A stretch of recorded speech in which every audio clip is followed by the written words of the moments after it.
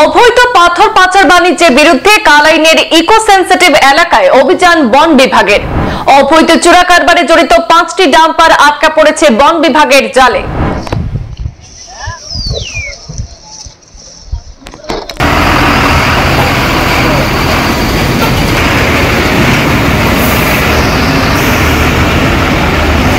Eco sensitive এলাকায় পাথর উত্তোলন করতে গিয়ে বন বিভাগের অভিযানে এবার ধরা পড়েছে পাঁচটি ডাম্পার।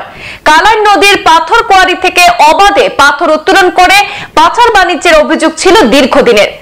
8 কিউবিক মিটারের চালান দিয়ে পাচার হচ্ছিল 13 কিউবিক মিটার।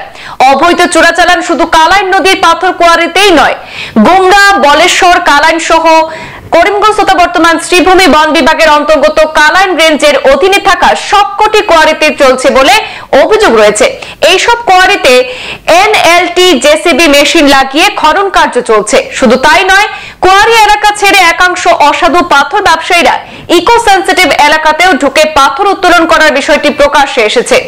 অবৈধ বাণিজ্যের কারণে সরকারের কারি টাকা রাজস্ব মার খাচ্ছে। বিভাগীয় বিট কর্মকর্তাদের পরোক্ষ মদতে এইসব অবৈধ কার্যকলাপ চলছে বলে অভিযোগ রয়েছে।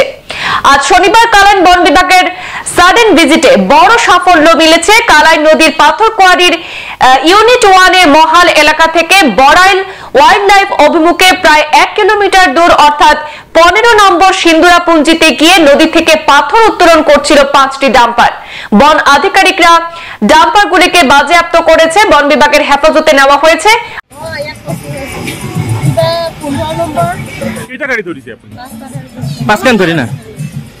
আচ্ছা,